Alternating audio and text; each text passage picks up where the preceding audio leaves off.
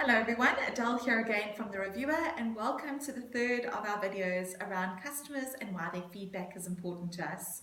So today I'm going to get really practical, so I hope you've got a pen and paper because I'm going to share with you exactly how to go about customer feedback so that it is done correct and it is done in a meaningful way.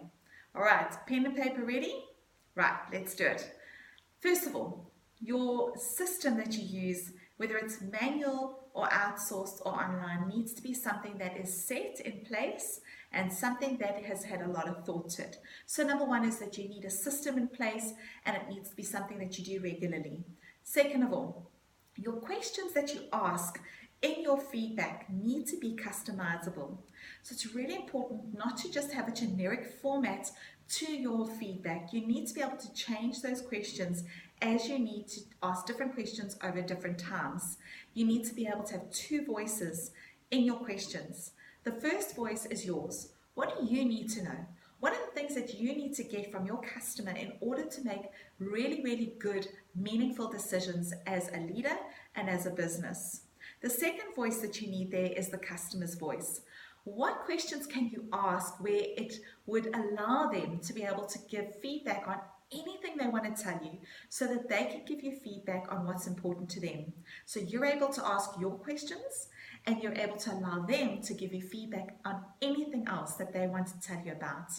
The third thing is that it must be super easy for them to use. If it is difficult for them to use in any way, they're going to time out.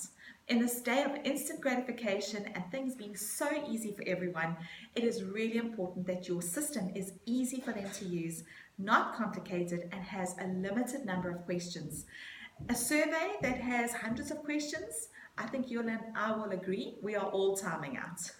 So limit your number of questions and make it easy for them to complete.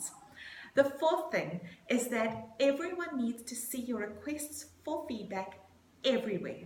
You need to have it on Facebook. You need to have it on LinkedIn. You need it on every other social platform that you're on. You need to have it on all your documentation. You need to have it on your emails. You need to be sending out regular requests for feedback. It needs to be everywhere, even displayed in your premises. I know we work with a system that we developed, which is called The Reviewer. And in that system, we have QR codes which we put around a building or around your offices or your hotel. And all they need to do is walk up to it with their mobile device, scan the code, and it takes them straight to the review platform. What an incredibly easy way, but they see it everywhere. So when they walk into your premises, when they see documentation, when they go and see you in your online presence, no matter where you are, they need to see the request and how easy it is for them to do feedback. If it's online or if it's in an email format or in a document, it needs to be a clickable URL link. If it's an online system, right? If it's in your premises, they need to be able to see a review way, whether it is a QR code like we use, or it tells them where to go to be able to leave feedback. Very, very important. Fifthly, think about incentivizing feedback. Now, be very careful about this because online feedback cannot be incentivized. The rules around this are very, very clear. But if you have an internal system that allows you to give feedback, why not allow your customers to enter into a competition or have some sort of incentivization for giving feedback? It's really, really lovely to encourage it. And quite honestly, most of the customers say to us, well, what's in it for me? Besides being able to just share my opinion, what is in there for me to be able to take the time to send this feedback off? The answer is they're looking for something. So you know what? If it is a direct feedback mechanism, think about incentivization. Something simple, something easy, but something that would entice them or encourage them to give feedback. Our next point, point 7, your system that you use must make it easy for you to pick up trends. You should be able to take the data that you receive, not have to wade through a mound of information to try and figure out what's going on. Whatever system you're using, it needs to give you that information in the click of a button to be able to interpret what are the trends, what's happening over time. So if you're seeing a graph, why is it continually dipping at this point? What is happening? You need to be able to go to that feedback on the back of that graph, and it needs to quickly and easily tell you What is the information on the back of that so that you can make decisions? When there's continual peaks and spikes in your graph, what is happening there and what can you celebrate? Your information should be quick and easy to interpret as a business. Our 8th point is that it should be regular and should be ongoing. Your customers should continually be able to give you feedback. They should continually feel like they have a voice. So it shouldn't just be a once-off survey that you do every now and again. This should be something that's regular, ongoing, and first prize would be if it's available to them every single day for them to give you feedback. No matter when they want to, they can. That gives you in the moment, real-time feedback that helps you to make decisions in the moment that are relevant to today's issues.